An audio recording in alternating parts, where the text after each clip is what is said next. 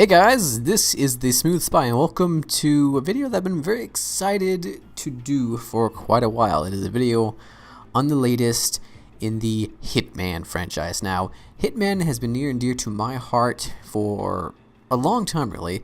It's in my top 5 game franchises of all time, and it's in my favorite category of games, that is stealth games. So I was quite excited and also quite nervous when they announced the new Hitman after Hitman Absolution, which was not exactly the best Hitman. It wasn't a terrible game by any means. It did a lot of things right, but it didn't have the characteristics that made Hitman so much dang fun. That is the open maps, the creativeness of going about things your own way, and just the open and do whatever you want type sandbox that the other ones such as Contracts or Blood Money offered. But in this, a new one which lacks any subtitles, just Hitman, which is kind of annoying because you type in Hitman on the internet or whatever, it comes up with like the older ones as well. Kind of annoying, but I understand they're trying to do a reboot type thing, even though the story continues on after Absolution. A little confusing there. But you don't play Hitman games for the story or the subtitle, you play them for the gameplay. And I can say that if you loved Contracts or Blood Money, then you are going to love this game, because it takes all the best elements from those games, especially Blood Money, and it also incorporates the feel and then the graphics of Absolution to make it a very fun game, very satisfying game. The level Paris, which you see me playing now, is just massive. It's huge, and there's so many ways. I was constantly finding new areas that I hadn't even realized yet after playing the level through several times, and there are tons of opportunities and ways to kill your target, from accidents to just strangling them with a classic fiber wire. It's Hitman, and I hadn't felt that way since I was playing Blood Money. So hats off to them for doing that. I was constantly finding new ways to do things. I was like, ooh, I wonder if I could do that. I still haven't found everything else. I like how you can customize how much the game holds your hand. You can change that in the gameplay settings. I like that a lot because I don't want to be held and shown me how to do everything. I want to learn everything. That's the fun of the older Hitman games, figuring out for yourself and getting it done, and then that smirk on your face as you walk out of the front door as the guy strangles from a wire from the ceiling that looks like an accident, or whatever the case may be. And there's some pretty insanely creative kills in this game that just made me laugh and really want to strive for it to go. So they nailed it on the gameplay, though I think the game is really held back by technical and release strategies. Now, for all those who don't know, the game is releasing episodically. So they release this first chunk for $15 United States wise, and then they release I believe it's 5 or 6 more content packs. I believe it's gonna be 6 more, it could be 5, don't quote me on that, but maybe $10 extra each. After that we get the whole thing for 60. Why are they doing this? I do not know. I guess it's because they want to get more cash as the game comes out. It is kind of annoying though, because you only get access to these tutorial areas in the beginning, mission area type, which is fun and all, and in this mission, but after that you're like, I want more, but there's none. It's kind of annoying, and I wish they would have just released the game in one big package, but I bought it just because I'm a huge Hitman fan, and I didn't want to like have a new Hitman out and not even be able to play it, because that's just how much of a fan I am. And it is a lot of fun, just kind of annoying how that is. I really don't appreciate that. The other technical issues is frame drops here and there, both on consoles and on PC. It's not just a PC issue. Just frame drops, kind of annoying, going from like 60 to 50 to 55 to 60. In some of the more crowded areas, a lot more NPCs, because there are like over 300 NPCs on the map, all doing their unique things. So it's going to be pretty intensive in those scenes. A lot of NPCs doing their own thing. That can drop to like 45 frames. So a little annoying on that end. I've also heard it happens on consoles. So I'm not sure what the frame rate is for consoles, though. I believe it's 1080p 30. Could be 60, yeah, though I really doubt that, because very few games are 60 on consoles. And if it is, it's a big deal. But I could be wrong. Don't quote me on that. But and then they're always online thing. And now you don't have to be always online. But the challenges and everything, they don't really count if you're offline. So like if you unlock a sniper rifle from doing one of the challenges, you can't use it in offline mode. So it's really dependent on the servers. I haven't had any server issues, but I can understand if servers did have any issues. That would be annoying, or say if you don't have access to the internet all the time. I understand why they were doing it that way, because they wanted to. They have their whole contracts mode, and they have this mode where like there'll be a elusive target, and he's only going to be on the map for a certain amount of time, and you have to get him in a certain amount of time where he's gone. All that cool stuff, and they want to reuse the locations for multiple kills with the thing within the game with other NPCs, which is a lot of fun. It makes sense, but the fact that you're so held back by internet connection kind of makes me sad. I wonder if in the future, once the game is fully released, if that'll change. I'm not sure, but I hope that they do. So pretty much to sum it up, if you are a huge Hitman fan, like you loved Contract, Silent Assassin, Blood Money, thought Absolution was cool but not quite there, or you just hated it, whatever, then you might really want to grab this, even in the first episode. If you just really want to get your hands on another Blood Money, because that's pretty much what it is. It's an expanded version of that. So just yeah, it's really exciting to think about that. But if you're new to Hitman, you might want to wait for the full game and for the bugs to be worked out here there. It's overall, the gameplay is fantastic. The gameplay itself, fantastic. The game, fantastic. Just held back by technical issues. If you're not a Hitman fan, as I said, you might want to wait till full game's out. If you don't like stealth games, you might not want to like this at all, because you can die in like 2 hits.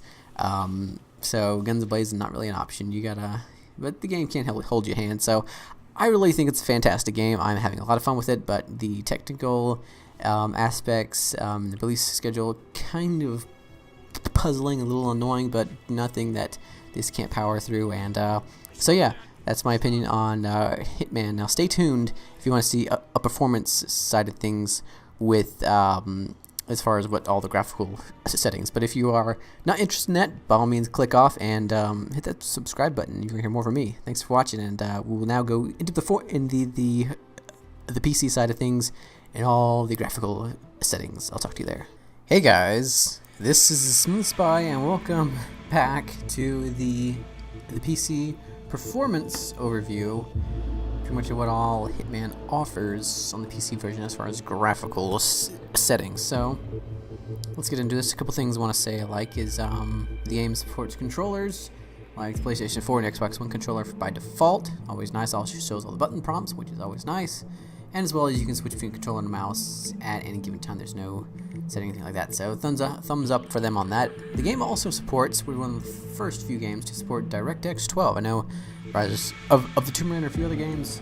Yeah, I think there's only a few of them, but yeah, this is one of the early ones. So you can select between DirectX 12 and DirectX 11. I did notice smoother frames in DirectX 12 compared to DirectX 11, but still you get frame drops here and there, especially when you're going through large crowds and outdoor areas, so kind of annoying on that. But of course, we have not gotten an official Nvidia driver for the game yet, because of the whole most recent one causing crashes. If you're watching this at a later time period, most likely they have a new driver out and everything's working well. But as of right now, we're not quite up to date yet, so that's a little something to keep in mind. Going into the settings, as well as you can change all of the graphical stuff either in the game launcher when you first start the game, or at the menu, or even in game you can change the graphical settings. One other thing real quick, one thing I don't like about DirectX 12 is, Steam overlay works. The first time I tried it did not work, so hey, that's cool, right? So anyway, you can go down here into the graphics. First off, you have your full screen resolution. Change that. I'm obviously running at 2560 by 1440p. Display mode. You can go between full screen, windowed, and exclusive full screen. Not 100% sure what. Yeah, that is. You don't really see a lot of games, of course. VSync on or off. VSync interval. This is kind of cool. You can set it to have your max FPS to be a certain point. So I feel like if you've got the hardware to run the game consistently at 30 FPS, but it could go to 60 in certain areas. You want to keep it locked at 30, so it won't be going between 30 and 60.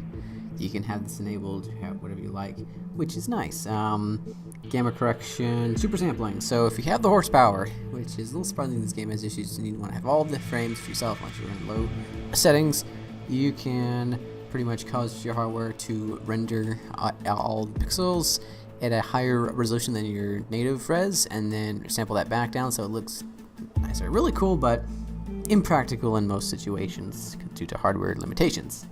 Level of detail, pretty standard. Low, medium, high, ultra, pretty standard. Anti-aliasing, this is kind of let down. You only have off, FXAA, or SMAA, so only a few options, unfortunately, rather than times 2 or 4. I like having those options, but SMAA isn't that bad, really. And at a high res, like 1440p, really, anti-aliasing is one of the minor things to worry about, especially 4K. If you're running at 4K, you really don't have to worry about anti-aliasing. Sometimes I even have it off for 1440p, but SMAA. It looks nice. Texture quality, of course, low, or high. I believe the console version is running at normal, so high viewing with those extra juicy graphics. Texture filter, of course, best to have it at 16 because it hardly affects your FPS, and it gives you, though, a nice thing being able to see the textures that are farther away. So 16 is really the best option to have. Now SSAO, you can have it on or off depending on whatever you like. It's up to you, and also you can spare the frames. Then shadow maps and shadow resolution. If I were you, I would keep these on medium like I have them, because when I turn them up to high, even just one of them, massive frame lag. Frames would drop randomly here or there. It was a choppy mess. Turn it back down to medium, everything's fine. Also turn down other things and then turn that one on. It still causes issues, so just avoid this until they fix it. Perhaps it's a driver issue, I don't know, but shadows aren't that important either, and medium looks absolutely fine. So yeah, that'd just be what I recommend. Honestly, it's a pretty solid port, besides the issue with the frame drop.